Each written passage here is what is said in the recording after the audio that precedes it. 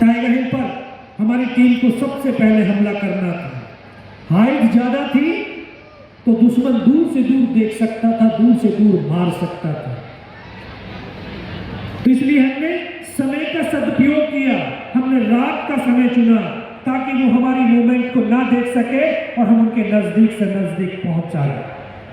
रात भर चलते थे और दिन भर बिना किसी मूवमेंट के चुपचाप पत्थरों में पड़े रहते थे, फिर रात भर चलते थे।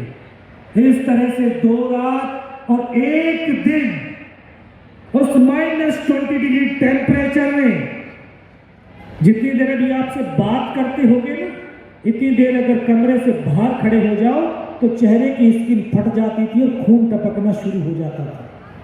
उस समय चेहरे से खून टपक रहा था, लेकिन हिंदुस्तान के सैनिक बड़े गर्व के साथ, जोश के साथ, जुनून के साथ, एक आशा और विश्वास के साथ कंधे से कंधा और कदम से कदम मिलाते हुए दुश्मन की भारी गोलाबारी के बीच उस टाइगर हिल टॉप के शिखर की तरफ बढ़ते रहे।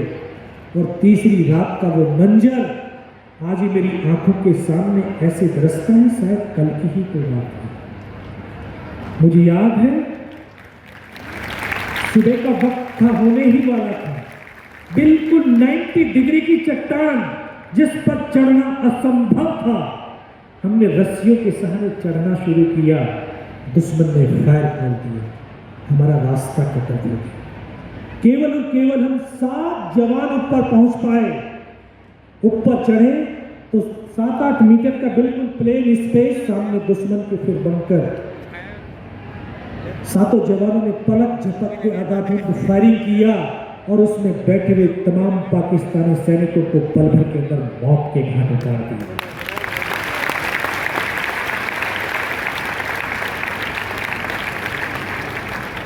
वहां से टाइगर हिल टॉप मात्र 50-60 मीटर रहा होगा।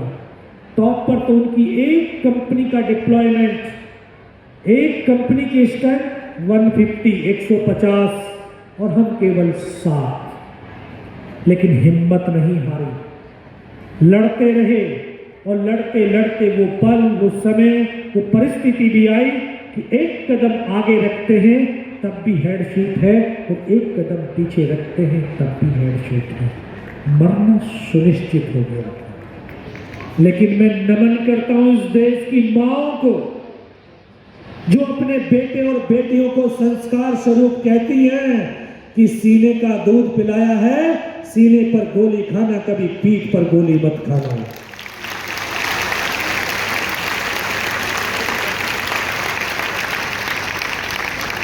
आज ये हिंदुस्तान के बेटे और बेटियां अपने मां के वक्तव्य को सार्थक करने के लिए सीमा पर खड़े होकर के सीने पर गोलियां खाते हैं, कभी पीठ पर गोली नहीं खाते।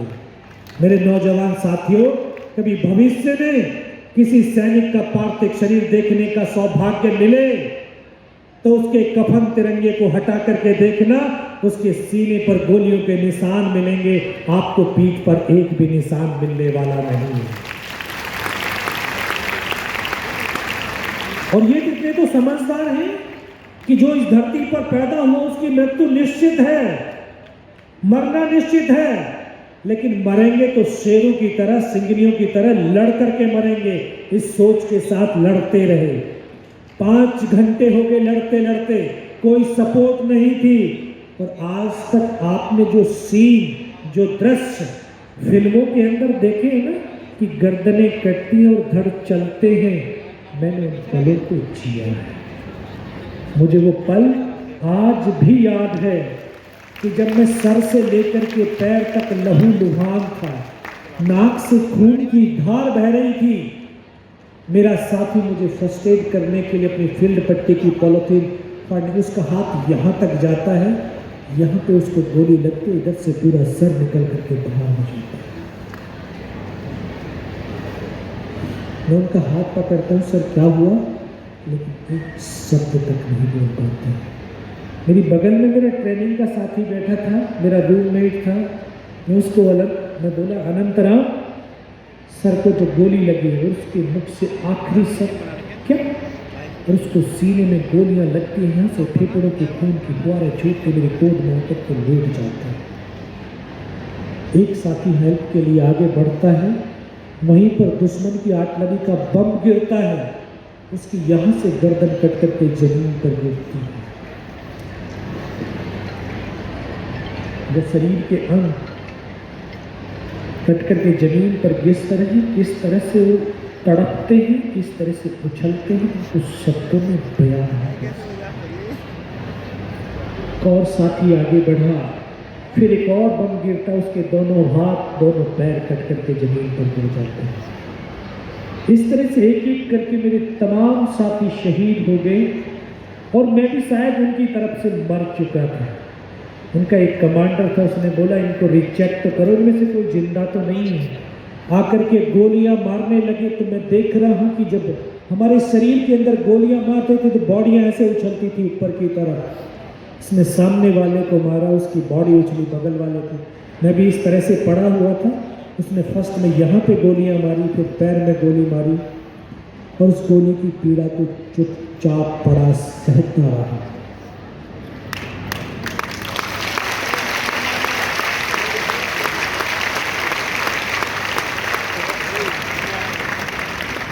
जो आपको शुरुआत में बता रहा था, ये 3 का ये तीसरा पी यही है। आज अगर एक सुई चुभती है तो शरीर में पीड़ा हो जाती है। उस समय गोलियां शरीर के आर पार जा रही थी, लेकिन उस पीड़ा को भी सहन कर पा रहा था। तो उसी परफॉर्मेंस, जो हमारी शक्तियां उसको एक साथ इकट्ठी कर रखी थी, तभी उस शक्तियों के सहारे उस गोली की पीड़ाओं को सहता रहा।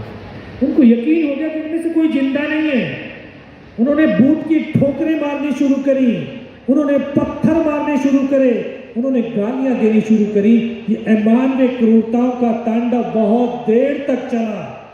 सब कुछ पड़ा सहता रहा और देखता भी रहा। जब वो मार करके थक गए, फिर उनके कमांडर ने बोला कि नीचे जो हिंदुस्तान का पोस्ट है उसके ऊपर हमला कर डालो और इनके हथियार उठा लो। हमले वाली बात जब मेरे कानों तक पड़ी तो मुझे एहसास हुआ, आभास हुआ, लगा कि आज तो पूरी टीम खत्म हो जाएगी। तब ऊपर वाले से एक ही प्रार्थना करी कि मुझे इतने जिंदा रख दे कि मैं अपने साथियों तक सूचना दे सकूं। और बच्चों, ये अभी विवेक बिंद्रा जी ने बहुत बार बार कहा, बिलीव, विश्वास। वो सच में विश्वास के साथ अपने आप को समर्पण, कि आपको समर्पण भी होना चाहिए विश्वास के साथ। और ये सच है, अगर निस्वार्थ भाव और सच्ची श्रद्धा के साथ उस परम पिता परमेश्वर को, अल्लाह को, वाहिगुरु को याद करते हैं, तो वो शक्ति तो साक्षात आपके सामने खड़ी हो जाती है।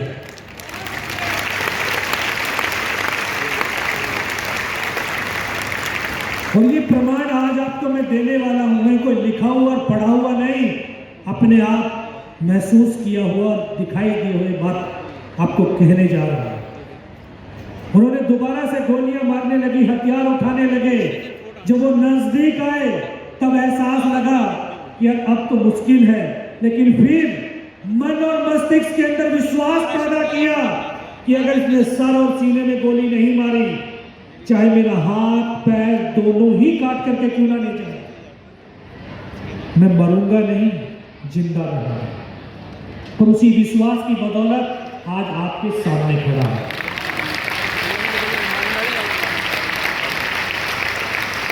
वो आए, दोबारा से गोलियां मारने लगे। उसने फिर भी बाजू में, पैर में गोली मारी।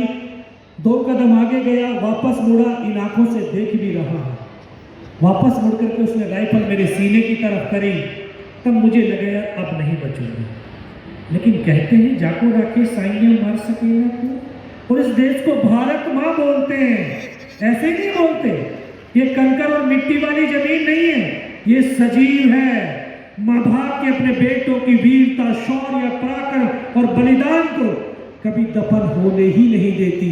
किसी न किसी एक को जरूर माध्यम चुनती है। शायद मुझे वो माध्यम चुना होगा कि उसके बेटों ने जो शौर्य, वीरता दिखाते, जो बलिदान दिया है, उसको दुनिया तक पहुंचा सकूं। तभी तो उसने जब गोली चलाई तो यहाँ पर पर्स रखा था, पूरी पैंट फट गई थी चलते चलते। और उस पर्स में भी 5-5 रुपए के कुछ सिक्के थे। शायद इस माँ भारती ने वो सिक्कों को इकट्ठा कर दिया होगा। तो जब गोली चली तो जाकर के 5 रुपए के सिक्कों पे लगी और रिकोचित हो गई। उस गोली के धक्के से मुझे लगा कि मैं तो मर गया हूं। अगले ही पल दूसरा पाकिस्तान का जवान आया होगा, उसने हथियार उठा करके जा रहा होगा, उसका पैर मेरे पैर से टकराया, तब मुझे एकदम से चेतना आई कि मैं तो जिंदा हूं। तब एक अंतर्मन से आवाज आई, योगेंद्र अभी तक नहीं मरा तो अब मरेगा भी नहीं।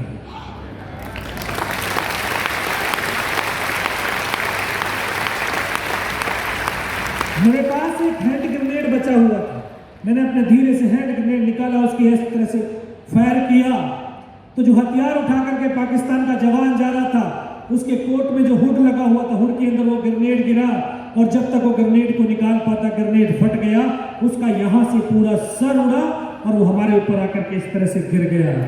उस धमाके से पाकिस्तान के जवानों में खलबली मची, इनमें से तो कोई जिंदा है, कुछ बोले जिंदा नहीं, नीचे से रिइंफोर्समेंट आ गई है।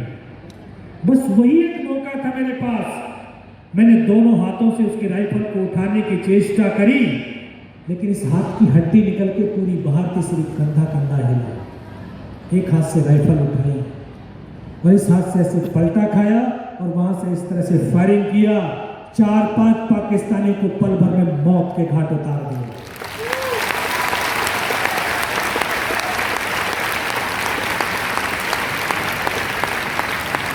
और आपको एक चीज समझाने के लिए, बताने के लिए आया हूं कि फौज में उस ग्रेनेड का नाम हैंड ग्रेनेड नंबर 36 है, और 36 इसलिए क्योंकि जब वो फटता है तो उसके 36 टुकड़े होते हैं, और हमारे पास में भी एक हैंड ग्रेनेड है कि नहीं है? है कि नहीं है? नहीं है, पक्का है। ये जो आपका स्मार्टफोन, ये भी हैंड ग्रेनेड नंबर 36 ही है, क्योंकि जब ये भी फटता है तो हमारी पूरी जिंदगी को 360 डिग्री पर ला करके खड़ा कर देता, फिर हमारी समझ में नहीं आता कि हम करें तो करें क्या। ये जो टेक्नोलॉजी है, ये हमारे कार्य को आसान बनाने के लिए है, ना कि अपनी जिंदगी को 360 डिग्री पर खड़ा करने के लिए। मैं पिछले 2 महीने में 1,60,000 स्टूडेंट से मिला हूं और उन स्टूडेंटों से वार्तालाप करके आया हूं जो नीट की तैयारी कर रहे हैं, जो IIT की तैयारी कर रहे हैं, और उनके अंदर हमेशा नेगेटिव थॉट। क्यों भाई? क्योंकि पॉजिटिविटी खत्म हो गई है, और इस मोबाइल ने सबसे ज्यादा हमारी पॉजिटिविटी खत्म करी है और नेगेटिविटी भर दी है। अगर इंसान के अंदर पॉजिटिविटी है, पॉजिटिव एनर्जी है, तो हर परिस्थिति में, हर चुनौती में, हर समस्या का निदान कर सकता है और अपने आप को वहां से निकाल करके अपनी मंजिल तक पहुंच सकता है। जब ये आपका भाई, आपका बेटा इतनी जख्मी अवस्था में होकर के, उसने अपने अंदर निगेटिव नहीं आने दिया, पॉजिटिविटी भरी रखी, एक विश्वास था, नहीं मैं जिंदा रहूंगा, दुश्मनों को मारूंगा और वहां से नीचे भी जाऊंगा। ऐसे जितना ये मंच है ना, इस मंच के बराबर प्लेन स्पेस था, उसमें डेड बॉडियां ही डेड बॉडियां पड़ी हुई थी, और ये छत विछत अवस्था में थी। ये 19 साल का लड़का जिसकी 2.5 साल की सर्विस थी, उन डेड बॉडियों के बीच पड़ा हुआ था, बेबस और लाचार था, लेकिन हताश और निराश नहीं था। जो हम थोड़ी सी भी नंबर कम आए, कुछ हो गया, इतने हताश और निराश हो जाते हैं, सोचने लगते हैं यार जिंदगी बेकार है। जिंदगी बेकार नहीं, जिंदगी बहुत खूबसूरत है, इस जिंदगी को जीना सीख लीजिए। और ये जिंदगी तो वास्तव में आपकी जिंदगी तो है नहीं, ये शरीर आपके माता पिता का दिया हुआ है, ये आपके माता पिता का दिया हुआ, और जो हम शरीर को कहते हैं शरीर हम हैं, हम तो शरीर नहीं है, हम तो एक सोल है, ईश्वर है। शायद हम अपने आप को सोचते हैं कि नहीं हम ईश्वर हैं, हम सोल हैं, हम शरीर नहीं है। शरीर तो नष्ट होगा, आप कभी नष्ट होने ही वाले नहीं है, कभी नहीं होगी। तो इस थॉट के साथ वहां पे पड़ा हुआ था, चारों तरफ देखता हूं तो पहाड़ी पहाड़, बर्फ ही बर्फ, ना कोई, सारा वीरान, लेकिन वहां पर भी अपनी पॉजिटिविटी को बना करके रखा, सोचता रहा नीचे जाना है। 3 थेरेपी आपको बता रहा हूं, 3 थेरेपी, रोना, हंसना और नाचना, जो आपको अपने आप से जोड़ते हैं। रोए कभी? ये नहीं है कि ये सवाल नहीं आता, ये सब्जेक्ट बहुत मुश्किल है, ये नहीं, कभी आंसुओं से रोना, जब जिस दिन आंसुओं से रोगे उस दिन दुनिया से डिस्कनेक्ट होकर के अपने आप से कनेक्ट हो जाओगे। और जिस दिन आप मन खोल करके हंसोगे तब भी आप दुनिया से डिस्कनेक्ट हो जाओगे, अपने आप से कनेक्ट हो जाओगे।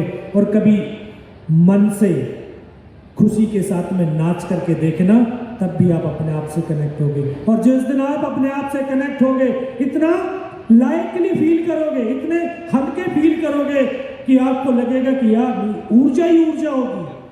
आज आप अपने आप दुनिया से कनेक्ट हैं, अपने आप से डिस्कनेक्ट है, इसलिए भारीपन फील हो रहा है आपको, इसलिए भारीपन। मैं अपने आप से रोया, रो करके अपने आप से कनेक्ट हुआ, अपने आप से कनेक्ट हुआ तो अपने परमात्मा से कनेक्ट हुआ और अपने बंसी वाले से कनेक्ट हो गया। और जैसे ही कनेक्ट हुआ वैसे ही उन्होंने आवाज दी, बोला योगेंद्र इस नाले से नीचे की तरफ चला जा। मैं इधर उधर देख रहा हूं कि कोई आवाज तो आ रही है लेकिन दिख कुछ नहीं रहा। ये मन हमें बड़ा भ्रमित करता है। मन ने भ्रमित किया और मन ने मेरा ध्यान उठा करके यहां बाजू पर ला दिया कि यहां पीड़ा हो रही है। मेरा पूरा ध्यान इस पीड़ा पे आ गया क्योंकि हाथ लटक गया था। इसको तोड़ने की कोशिश करी, टूटा नहीं। इसको उठाया, पीछे कमर पे फेंका, बेल्ट में फंसाया और फिर, क्योंकि अभी एक बार आप कनेक्ट को होकर के देखो, आपको परमात्मा डिस्कनेक्ट होने ही नहीं देगा।